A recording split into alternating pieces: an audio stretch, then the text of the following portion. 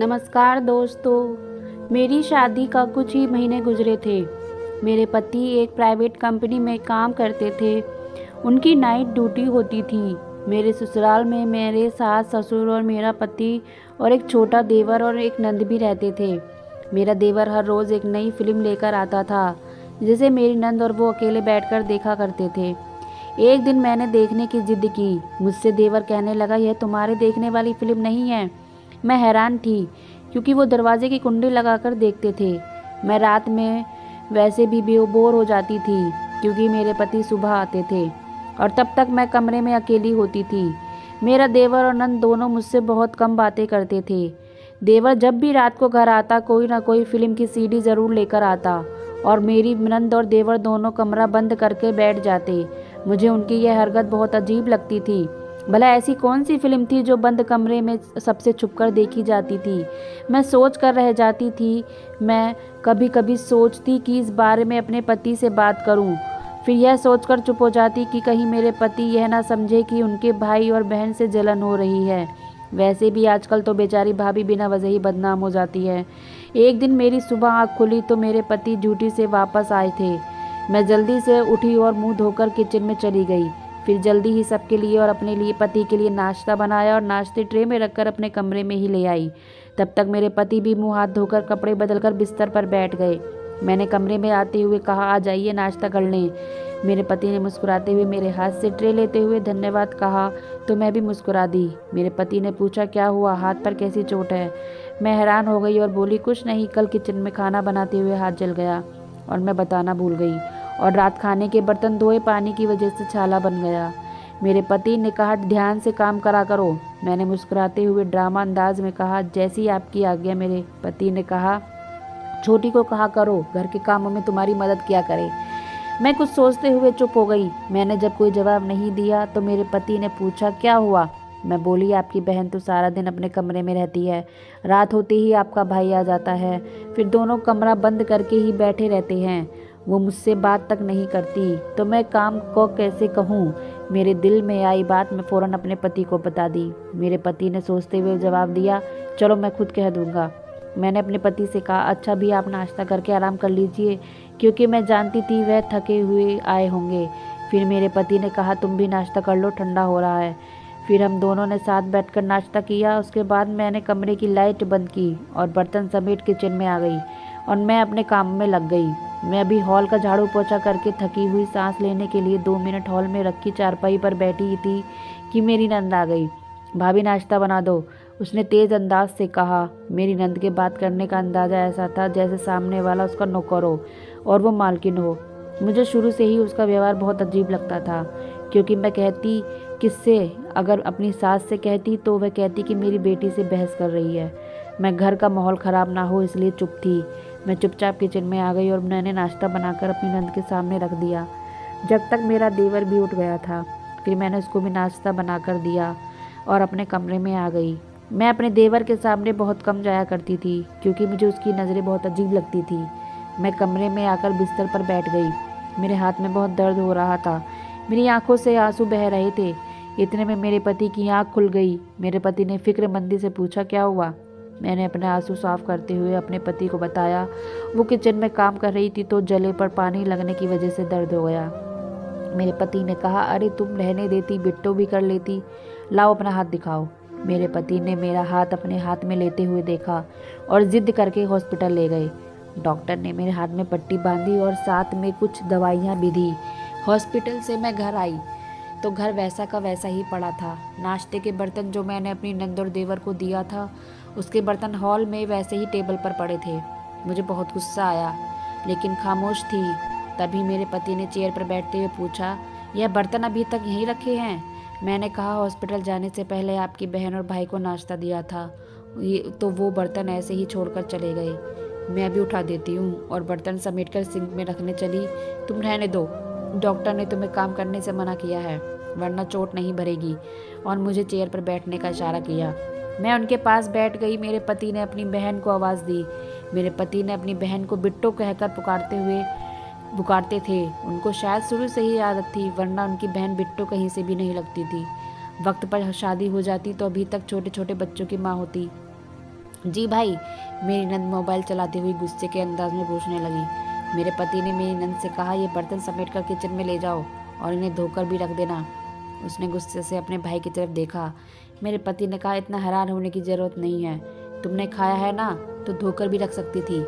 वो दोनों अपनी ही दुनिया में मगन रहते थे, ना ही बात करने की उन्हें तमीज़ थी, जबकि मेरी नंद और देवर की बराबरी में मेरे पति बहुत अच्छे से बात किया करते थे। मुझे तो कभी कभी लगता है मेरे पति की मम्मी ने ही उन्हें कहीं से गोद लिया होगा, या फिर मेरी नंद और देवर को खुद ही सोचकर अपनी सोच पर हंस देती थी। शाम को मेरे पति अपनी ड्यूटी पर चले गए तो मैं हॉल में आकर बैठ गई थी। मेरी नंद किचन में थी, क्योंकि मेरे पति ने मेरी नंद को सख्ती से मना किया था कि मुझे घर का काम करने की ना दिया जाए। अपने भाई की बात मानते हुए आज वह किचन में खाना बना रही थी। कुछ ही देर बाद दरवाजे पर दस्तक हुई। कौन है? मैंने दरवाजे के पास जाते हुए पूछा। भाभी मैं, मेरे देवर ने कहा तो मैंने दरवाज़ा खोल दिया। फिर मेरा देवर घर में दाखिल हुआ तो सीधा अपनी नंद के कमरे में चला गया, लेकिन जब मेरी नंद को कमरे में ना पाया तो आवाज़ देने लगा। फिर मेरी नंद ने किचन से आवाज़ लगाई तो वह किचन में चला आया। दोनों आपस में कुछ धीरे धीरे बात कर रहे थे। मैं हॉल में रखे सोफे पर बैठी हुई थी। मुझे उनकी आवाज़ें सही से सुनाई नहीं दे रही थी। फिर अचानक मेरे देवर का फ़ोन बजने लगा। उसने कोई सीडी मेरी नंद को दी और फ़ोन कान से लगाए घर से बाहर निकल गया। मेरी नंद ने खाना पकाते हुए वह सीडी किचन में रख दी। मैं किचन के बाहर रखी टंकी से पानी ले रही थी, लेकिन मेरी नज़र इन दोनों पर थी। मैं किचन में आ गई। मेरी नंद सब्जियां काट रही थी। मैं उनसे बात करने लगी। वह मुंह बनाए मेरी कुछ बातों का जवाब देती और कुछ को इग्नोर कर देती। मैंने उसकी नज़रों से बचकर वह सीढ़ी अपने पल्लू में छुपा ली। मैं किचन से बाहर निकल ही रही थी कि वह सीढ़ी मेरे पल्लू से निकलकर नीचे गिर गई। मेरी नंद ने फ़ौरन मुझे देखा। मैंने अनजान बनते हुए पूछा, ये सीढ़ी कहाँ से आई? और वह सीढ़ी उठाई ताकि मेरी नंद को मुझ पर शक न हो कि मैं इस पर और अपने देवर पर नज़र रख रही हूँ। यह मेरी है, मुझे दीजिए। मेरी नंद ने मेरे हाथों से झट से वह सीढ़ी छीन ली और जल्दी से वह सीढ़ी लेते हुए अपने कमरे में चली गई। अपना खाना खा लिया तो मेरी नंद और देवर ने अपने कमरे में हमेशा की तरह अपने कमरे में कोई फिल्म लगा ली और दरवाजे की कुंडी लगा दी। मैं बोर होते हुए अपने कमरे में चक्कर काट रही थी। फिर अपने घर पर फ़ोन मिलाकर बातें करने लगी और फिर पता नहीं चला कब आँख लग गई। अगले दिन मैं सुबह उठकर हमेशा की तरह काम में व्यस्त हो गई। फिर काम पूरा करके मैं आई तो मेरे पति ने कहा, जब तक मेरा हाथ ठीक नहीं हो जाता मैं अपने मायके चली जाऊं ताकि मुझे आराम मिले और हाथ जल्दी ठीक हो जाए। मैं जल्दी जल्दी तैयार हुई और बैग में कुछ कपड़े रख लिए और अपने पति के साथ अपने मायके चली गई। मैं सुबह उठी तो मेरे पति की कॉल आ गई। थोड़ी देर उनसे बात की। वह थके हुए से थे, सो गए। मम्मी ने मुझे नाश्ते के लिए बुला लिया। मैं नाश्ते के लिए हॉल में आ गई। मम्मी टेबल पर नाश्ता लगा ही रही थी। फिर हमने एक साथ नाश्ता किया। मैं धीरे से बर्तन समेटने लगी। मेरी बहन ने मुझसे कहा, अरे दीदी बैठे रहो, ये काम तो मैं कर लूँगी। मैंने कहा, वहाँ भी तो करती थी ना। यह भी कर लूँगी। मेरी बहन मुस्कुराते हुए कहा, नहीं कोई ज़रूरत नहीं है, आराम के लिए आई हो तो आराम करना, वरना जीजा जी क्या कहेंगे। मेरी सास और साली ने मेरी पत्नी को आराम भी नहीं करने दिया और मेरे हाथ से बर्तन लेकर किचन में चली गई। मैं अभी वहाँ ऐसे बैठी ही थी कि दरवाजे पर दस्तक हुई। मैंने पूछा, तब मालूम हुआ कि मेरी ही दोस्त थी जो मेरे गांव में रहती थी। उसे मेरे आने की खबर मिल गई तो वह मुझसे मिलने आ गई। मेरे दोस्त ने गले मिलते हुए पूछा, कैसी हो? बिल्कुल ठीक हूँ, तुम सुनाओ? मैंने मुस्कुराते हुए पूछा। उसने कहा, मैं भी ठीक हूँ। मैंने उसे हॉल में रखे हुए सोफे पर बैठने को कहा तो वह बैठ गई। फिर मैं भी उसके साथ वहीं बैठ गई। मेरी दोस्त ने मुंह बनाते हुए कहा, तुम तो भूल गई। मैंने कहा, बस यार, शादी के बाद इंसान घर की जिम्मेदारियों में बंध जाता है। वह हंसते हुए बोली, दूल्हे राजा ने तुम्हें रुकने के लिए कैसे भेज दिया? किचन से निकलते हुए मम्मी बोली, वो तो इसका हाथ जल गया था ना, इसलिए आराम करने आई है, वरना अभी इसे अपनी मम्मी की याद कहाँ आने वाली थी। मैंने मम्मी को गले लगाते हुए कहा, मेरी प्यारी मम्मी, अब बस भी करो। मम्मी ने हंसकर कहा, तुम दोनों बैठकर बातें करो, और खुद दोबारा किचन में चली गई। फिर मैं और मेरी दोस्त अपने पुरानी बातों में गुम हो गए।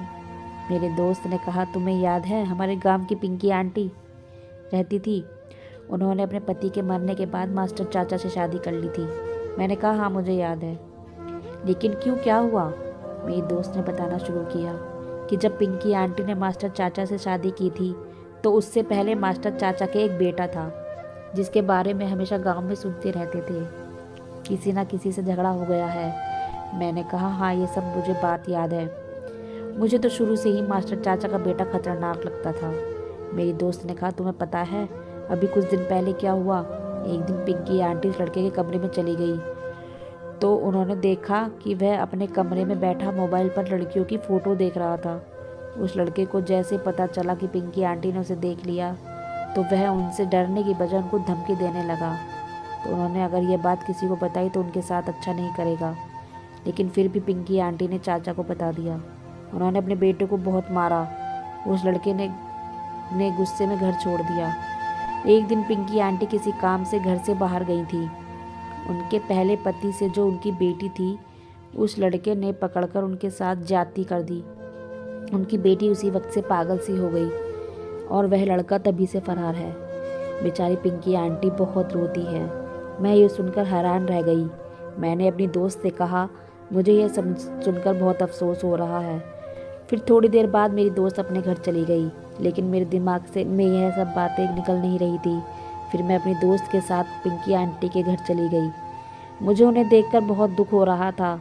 जवान बेटी का पागल होना उनके लिए बहुत बड़े दुख की बात थी। मैंने उनको कुछ समय पहले ही देखा था। वो इस वक्त क्या से क्या हो गई थी। फिर मैं घर आ गई। कुछ दिन मायके में रुकने के बाद मेरे पति मुझे लेने आ गए और मैं उनके साथ घर आ गई। मेरा हाथ भी बिल्कुल ठीक हो चुका था। मेरे पति मुझे घर छोड़कर अपनी नाइट ड्यूटी पर चले गए। मुझे पानी की प्यास लगी तो किचन में रखी फ्रिज से पानी लेने चली गई।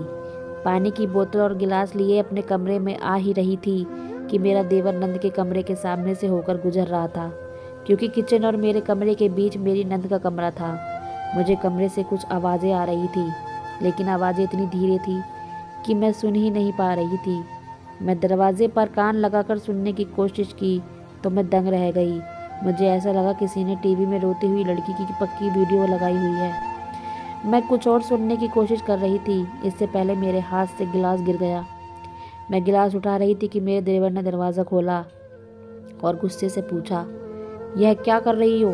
मैंने जल्दी से कहा, पानी लेने आई थी, अपने कमरे में जा रही थी, गिलास गिर गया।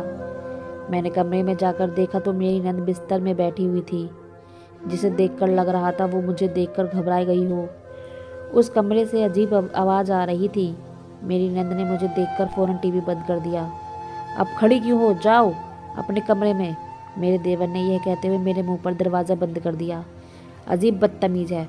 मैं मुंह में बड़बड़ाती हुई अपने कमरे में आ गई। बैठी हुई थी कि मेरे पति की कॉल आ गई। कुछ देर उनसे बात करने के बाद मैं सोने के लिए लेट गई। बार बार मेरे दिमाग में अपने दोस्त की बातें घूम रही थी। क्या सच में ऐसा हो सकता है? मेरी नंद और देवर भी कोई गंदी वीडियो या फोटोज़ देखते हो, तभी तो मुझे नहीं आने देते हैं, वरना ऐसी कौन सी फिल्म हो सकती है जिसे सबसे छुपा कर देखा जाए। लेकिन यह तो कितना बड़ा पाप है ना। लेकिन क्या सच में ऐसा ही है या ये सब मेरा वहम है? लेकिन ऐसी कोई बात ना होगी। इन दोनों की आदत होगी सबसे अलग रहने की, तभी वह दोनों मुझसे ज़्यादा घुलते मिलते नहीं हैं और इसलिए यह मुझे अपने साथ फिल्म नहीं दिखाते। लेकिन अब मेरे दिल में बहुत सवाल बैठ गए थे और मुझे समझ नहीं आ रहा था क्या करूं।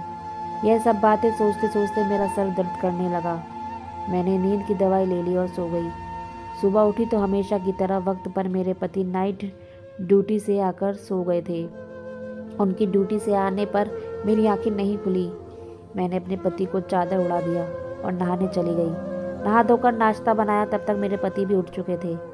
मैं नाश्ता बनाकर कमरे में ले आई। हम दोनों नाश्ता कर रहे थे, लेकिन मैं अब तक इन्हीं बातों में उलझी हुई थी कि मेरे पति ने पूछा, कहाँ गुम हो? तो मैंने सोचा उन्हें सारी बात बता दूं। लेकिन यह सब मेरा वहम हुआ तो मेरे पति मेरे बारे में क्या सोचेंगे कि मैं उनके भाई और बहन के बारे में कितना गलत सोच रही हूँ। मुझे पहले सब कुछ पता करना होगा, फिर किसी से कुछ कहूँगी, मैंने दिल में सोचा और फिर कुछ नहीं कहकर नाश्ता करने लगी। अगली रात मैं उनके आने से पहले उनके कमरे में छुपकर बैठ गई, क्योंकि अब मुझे सच्चाई जाननी थी। कुछ ही देर बाद मेरा देवर और मेरी नंद कमरे में दाखिल हुए और हमेशा की तरह उन्होंने दरवाजे पर कुंडी लगा ली थी। मैं खामोशी से बैठी हुई थी। मेरे देवर ने अपनी जेब से एक सीडी निकाली और लगाई। मैं फिल्म शुरू हुई का इंतज़ार कर रही थी। क्या पता सब सच है या सिर्फ मेरा वहम है। आज सब मालूम हो जाएगा। लेकिन जैसे ही उन्होंने फिल्म लगाई, मैं देखकर अपनी सोच पर शर्म से पानी पानी हो गई। वह फिल्म तो कोई फिल्म नहीं थी, बल्कि किसी जगह की कोई रिकॉर्डिंग थी। देखने से मालूम हो रहा था कि कोई छोटा सा कमरा है जिसमें एक दरवाज़ा और एक खिड़की नज़र आ रही थी, जिसमें बहुत सारे बच्चे थे जिनकी उम्र 5-6 साल से 16 साल तक की थी। उसमें लड़के लड़की दोनों थे और वो एक कमरे में पड़े हुए थे। इन्हें देखने से मालूम हो रहा था कि जैसे उन्हें बहुत दिनों से पकड़कर यहाँ रखा हुआ हो। इनमें से एक लड़की बहुत ज़्यादा रो रही थी और साथ ही कह रही थी कि उसकी माँ बीमार है और वो मेरा इंतज़ार कर रही होगी। वो लड़की लगभग 16 साल की थी। उसकी आवाज़ में पहचान गई थी। जिस दिन मैंने अपने कमरे के बाहर से आवाज़ सुनी थी, वह इसी लड़की की थी। मैं तो यह सब देखकर दंग रह गई थी। मेरी नंद और मेरे देवर इतने घटिया लोग थे। वो इतना गिरा हुआ काम करते थे, लोगों के बच्चे पकड़कर कैद करते थे। मेरी नंद के पास किसी का फ़ोन आया। वो उससे बातें करने लगी, शायद बच्चों को दूसरी जगह भेजने वाले थे। मेरे देवर ने कहा कल सारे बच्चों को मुंबई सप्लाई कर देगा ताकि दूसरे बच्चों को रखने की जगह बने। और फिर थोड़ी देर बाद वह दोनों सो गए। मैं बिना आवाज़ के कमरे से निकली और अपने कमरे में आ गई। वो सब देखकर मेरा दिमाग ही घूम गया था। कुछ समझ नहीं आ रहा था मैं क्या करूं, क्या नहीं। मुझे उन सब बच्चों को बचाना था। मैं सारी रात कमरे में टहलकर जागती रही। जब सुबह हुई कुछ देर बाद मेरे पति घर आ गए। मेरे पति ने पूछा क्या हुआ, इतनी परेशान क्यों हो। फिर मैंने डरते डरते सारी बात उन्हें बता दी। पहले तो मेरे पति को यह सब झूठ लगा। उन्होंने मुझ पर भरोसा नहीं किया, लेकिन मैंने उनके साथ मिलकर एक प्लान बनाया और उन्हें भी इस रात कमरे में लेकर छुप गई। वहाँ की सारी बातें भी रिकॉर्डिंग कर ली। मेरे पति तो इसी वक्त उनके सामने आ गए और उन्हें अपने सामने देख मेरी नंद और मेरे देवर के होश उड़ गए, क्योंकि मैंने और मेरे पति ने उनकी सारी सच्चाई रिकॉर्ड कर ली थी। मेरे देवर ने मेरे पति को मारने के लिए एक लोहे का पाइप उठाया। वो पाइप वहाँ मौजूद बिजली के तार में लग गया। मेरी नंद उसे बचाने को दौड़ी तो उसे भी बिजली ने पकड़ लिया और वो दोनों भगवान को प्यारे हो गए। हमने वो रिकॉर्डिंग पुलिस को दे दी और उन बच्चे को छुड़ा लिया और सारे बच्चों को अच्छे से उनके घर पहुंचा दिया गया। अब मैं अपनी ज़िंदगी में बहुत खुश हूँ। मेरे पति मुझसे बहुत मोहब्बत करते हैं और हम दोनों पर अब 2 बच्चे भी हैं।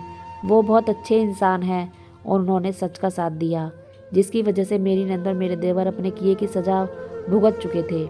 इंसान कितनी भी होशियारी से गलत काम क्यों न कर ले, एक ना एक दिन सच्चाई सबके सामने आ ही जाती है। इन दोनों ने ना जाने कितने माँ बाप की बद्दुआ ली थी जो आज इस हाल में थे। तो फ्रेंड्स, ये कहानी आपको कैसी लगी कमेंट्स बॉक्स में ज़रूर बताइएगा और कहानी को लाइक व शेयर ज़रूर कीजिएगा और चैनल पर नए हैं तो सब्सक्राइब कीजिएगा। कहानी सुनने के लिए बहुत बहुत धन्यवाद।